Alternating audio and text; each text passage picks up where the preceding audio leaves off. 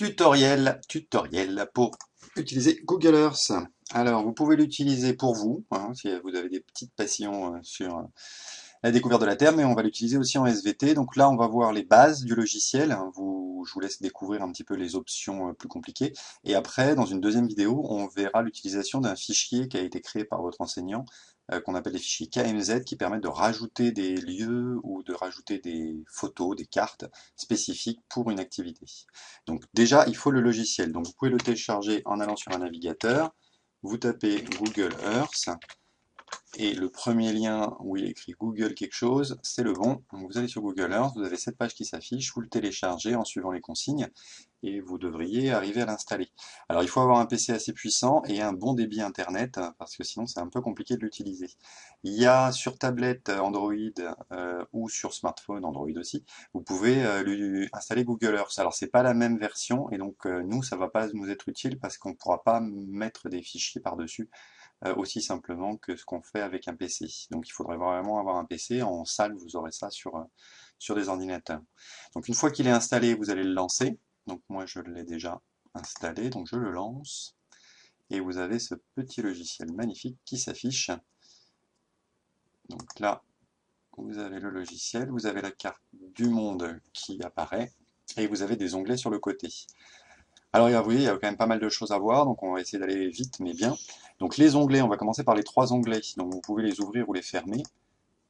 Donc le premier onglet, c'est l'onglet Rechercher, Search. Donc là, c'est pour trouver un lieu spécifique, vous tapez le nom d'une ville et il va s'y rendre automatiquement si vous n'avez pas fait de faute d'orthographe. Donc on l'utilisera peu, je le referme, mais ça c'est sympa quand personnellement à la maison, vous voulez retrouver votre maison, vous mettez votre ville de vacances et vous y allez et c'est parti, vous avez tout ça en ligne. Le deuxième onglet, alors c'est lieu, on va revenir après dessus. Donc là, on va voir l'onglet calque. Calque, c'est un onglet d'office qui est avec le logiciel et donc qui permet d'afficher des calques, c'est-à-dire des images par-dessus la carte du monde. Donc là, vous voyez ma carte du monde, les différents pays sont entourés de jaune parce qu'il y a l'onglet frontières et légendes qui est coché. Si je le décoche, j'ai plus aucune information. Donc si je zoome, il va y avoir des noms qui vont apparaître, les noms des légendes, donc en jaune ici c'est la France. Et plus je zoome, plus j'ai des légendes qui apparaissent. Voilà. Donc c'est à peu près le seul onglet qu'on a besoin au départ. Les autres onglets, je vous les laisse les découvrir pour faire une vidéo assez courte. Ils peuvent être sympas à voir, par exemple les routes, ça peut être bien pour le chemin des vacances d'organiser des petites balades. Le relief, c'est important qu'il soit coché, parce que s'il n'est pas coché, vous n'allez pas voir les reliefs s'afficher, et nous, en SVT, on utilise les reliefs. Donc là, si je vais sur les Alpes et que je me penche, je vois bien le relief des montagnes, vous voyez, c'est assez joli. Ce relief, vous pouvez l'exagérer ou le diminuer en utilisant ici Outils, Options, Vue 3D ici, et donc là, Relief, vous avez le facteur d'élévation. Donc je vous conseille de le mettre entre 2 et 3, car s'il est inférieur, vos reliefs vont être plutôt aplatis, vont vous apparaître aplatis en tout cas, et ça va être moins intéressant pour vous. Donc vous mettez ça sur 2, vous appliquez, et si à un moment vous êtes dans une montagne et vous ne voyez rien, et ben vous allez dans Outils, Options, vérifier qu'il y a bien le facteur d'élévation correct qui est affiché. Donc ça, ce sont pour les calques. Le dernier onglet Lieux va être variable suivant. Ici, vous voyez, c'est mes lieux préférés. Moi, j'ai déjà des fichiers par-dessus. Et vous avez en dessous lieux temporaires. Les lieux temporaires, ça va être là où va s'afficher le fichier que vous allez utiliser en SVT. Donc moi, je vais créer un fichier, je vous dirai lancer le fichier et vous allez l'avoir dans lieu temporaire. Donc on verra ça tout à l'heure, comment on peut naviguer avec. Les autres options, donc générales, c'est la navigation qui est à droite. Toute cette navigation, vous pouvez la faire à la souris. Donc à la souris, il faut cliquer gauche pour vous déplacer de droite, en haut, en bas, est, ouest, etc. Il faut cliquer sur la molette, voilà, zoomer avec la molette ou dézoomer avec la molette. Si vous cliquez sur la molette, vous pouvez donc passer en navigation plutôt horizontale ou plutôt verticale. Toutes ces possibilités sont offertes ici. Vous pouvez même faire des rotations. Donc là, vous voulez faire un petit tour du paysage, vous faites une petite rotation. Si vous êtes un petit peu à l'horizontale, vous pouvez faire la même chose. Ici, c'est le nord, hein, bien sûr, le N. Donc je vous conseille de vérifier que le nord, de temps en temps, soit bien vers le haut. Hein, ça vous facilite un peu la navigation. Ici, vous avez l'océan. Donc voilà, pour la navigation, ça pose pas trop de problèmes. Une option sympa dans la navigation, c'est quand même ce petit bonhomme. Donc on l'utilisera probablement pas, mais vous pouvez l'utiliser chez vous, parce qu'il vous permet de passer à Google Street View. Donc c'est les photos d'une voiture, d'une photo dans les rues. Donc c'est au niveau des chemins où la voiture peut passer. Si vous prenez le petit bonhomme, des routes bleues vont apparaître, et donc toutes les routes bleues, c'est que la voiture elle est passée, qu'il y a des photos. Donc vous cliquez dessus, et il va se retrouver sur une route ici perdue dans la montagne. Vous voyez, on y arrive. Et vous allez passer avec des photos à 360 degrés, hein. Vous avez tout le paysage. Voilà, ça donne envie d'y aller. Et vous pouvez après avancer ou reculer. Je vous montrerai dans une autre vidéo un nouveau jeu où on vous propose de vous déposer au hasard dans le monde, dans Google Street View, et vous devez retrouver l'endroit où vous êtes. Donc là, par exemple, si on vous dépose là, bonne chance pour savoir où vous êtes, hein. Heureusement qu'il y a ce beau tracteur qui va vous donner plein d'informations. Vous quittez ici Street View. Et donc là, j'ai fait le survol des outils de navigation. Les derniers outils sont en haut horizontalement ici. Donc vous avez la possibilité d'afficher ou pas les masques. Et ici, l'onglet repère. Donc vous avez un repère qui va se mettre sur la carte que vous pouvez déplacer. Et ce repère, donc vous allez pouvoir le nommer, le positionner, comme je le disais. Donc il va apparaître dans votre onglet lieu ici. Donc vous allez avoir... Pardon, parce que là, hop là, voilà, il est là. Donc là, vous avez votre repère qui s'est affiché. Vous avez un nom à lui donner. Alors par exemple, campagne. Vous avez sa position très très précise au niveau de la latitude et de la longitude. Vous pouvez changer la couleur du texte, la couleur de l'icône. Vous pouvez même changer ici l'icône. On a une icône différente si ça vous amuse.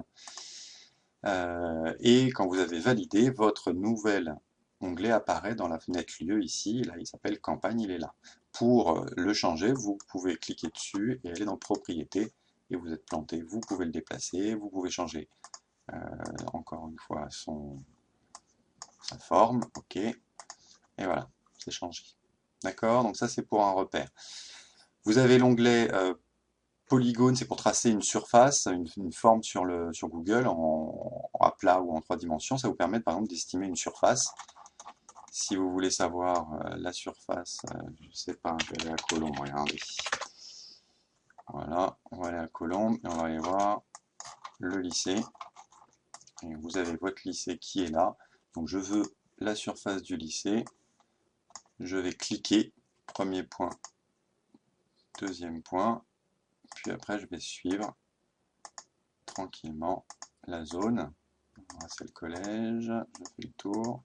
On va prendre le resto avec, le gymnase avec. Voilà, et donc là j'ai toute la zone du lycée qui a été couverte. Et donc là vous voyez que dans les mesures, vous pouvez avoir affiché le périmètre. Donc le périmètre, on va le mettre en kilomètres. Si vous faites le tour en courant, ça fait quand même presque 730 mètres, 0,73 km. Et en kilomètres carrés, c'est trop petit, donc en mètres carrés, vous avez 23 000 mètres carrés de surface pour l'ensemble du lycée. Voilà, c'est un peu plus grand que chez vous, je suppose. Donc ça, on l'utilisera probablement pas. L'objet trajet, l'option trajet, alors là, c'est cet onglet-là. Celui-là est plus utile et il vous permet de définir un trajet. Alors maintenant, je vais aller par exemple dans les Alpes. Allez, allons à la montagne. Je vais zoomer un peu. C'est là qu'on perd du temps. Et là, je veux faire la traversée des Alpes. Je vais prendre l'option trajet. Pareil, la fenêtre s'ouvre. Je peux mettre par exemple Alpes balade. Et je clique avant de mettre OK. Je clique sur l'écran là où je veux partir. Je pars d'ici. Je vais monter sur la petite colline. Un trait s'affiche. Il peut être de différentes couleurs. Et je vais redescendre après. De base, il va le fixer au niveau du sol. Mais après, vous pouvez, alors là, il va vous donner la distance. Je fais 120 km. Vous pouvez le surélever du sol par rapport au sol, vous pouvez le mettre plus haut, votre trajet, il va décoller, allez, hop, là, pour après faire un trajet d'avion, vous le laissez au niveau du sol. Voilà, là vous avez votre trajet. Avec votre trajet, il va s'afficher encore dans mes lieux ici. Donc, je vais fermer ça. Les lieux, le trajet Alpes, il est là. Vous pouvez faire plusieurs choses en utilisant ce petit onglet-là. Donc vous pouvez faire une vidéo. Donc là, il va se balader sur votre trajet. Vous pouvez changer les options, parce que la caméra elle est fixe, et il va relativement vite sur mon trajet. Donc je peux changer ça, parce que là je me rends compte que ça tape dans les montagnes, en allant dans Outils, Options, et là dans Visite, vous pouvez changer l'angle de la caméra et la vitesse de la balade. Voilà. La deuxième chose qu'on peut faire avec un trajet, c'est le profil d'élévation de la zone. Donc là, j'ai traversé les Alpes. Donc je m'arrête là. Je vais cliquer droit et ici dans Propriétés, pardon, pas dans Propriétés, dans Afficher le profil d'élévation, je vais avoir la carte du profil d'élévation. Donc là, vous voyez, j'ai mon trajet et j'ai les montagnes. Donc là, je monte la montagne, je descends la montagne. Donc je me repère, je vois exactement l'altitude des points, des différents points. Donc ça peut être utile, surtout en terminale. Donc voilà, je vous laisse un petit peu découvrir ça. L'onglet calque, c'est pour ajouter une photo ou une autre image par-dessus. Donc ça, c'est souvent le prof qui l'a utilisé pour superposer des informations que Google ne proposait pas. La caméra, c'est pour faire un petit film. Ici, vous appuyez sur le bouton rouge et il va filmer tout ce que vous faites sur l'écran. Donc si vous vous déplacez comme ça, il va filmer. Vous aurez un petit film après, si vous pouvez envoyer à votre ami qui est à l'autre bout du monde, là où vous habitez, vous pouvez zoomer sur la ville, enregistrer votre vidéo et envoyer la vidéo après. Donc ça, c'est les vidéos. La petite montre ici, c'est les différentes images qui ont été prises par les satellites à différentes périodes, donc les plus récentes. Et puis si vous allez vers la gauche, vous avez les images plus anciennes. Souvent, elles sont de moins bonne qualité, mais parfois, ça peut être intéressant quand, par exemple, il y a des travaux. Vous pouvez retrouver des images d'un lieu avant la construction d'un bâtiment, puis après la construction d'un bâtiment, voir l'impact que ça a sur le paysage. Ça peut être intéressant à utiliser dans ce cadre-là. Cette option, je ne l'utilise pas trop, c'est la lumière et en fonction de l'heure et du jour, mais ça peut être agréable parfois de l'utiliser. Ça, c'est utile. Vous avez, parce que Google propose la Terre, mais il vous propose aussi Mars et la Lune en carte. Donc si vous cliquez sur Mars, vous allez avoir la planète Mars avec les dernières données satellitaires du relief martien. Donc c'est assez précis aussi, hein, quand on zoome dessus. On a des cratères assez précis, donc il y a des zones plus ou moins référencées, mais globalement c'est assez satisfaisant. Pareil pour la Lune, et vous avez une autre option que je n'utiliserai pas, pour les fanats d'astronomie, vous avez le ciel, avec toutes les constellations, les étoiles, les autres galaxies qui sont disponibles ici. L'outil mesure, on va retourner sur la Terre, l'outil mesure vous permet donc de mesurer des distances, comme on l'a vu tout à l'heure. Donc vous voulez savoir combien il y a à vol d'oiseau entre Paris et Marseille qui est par là, et vous faites un trait, il y a 683 km.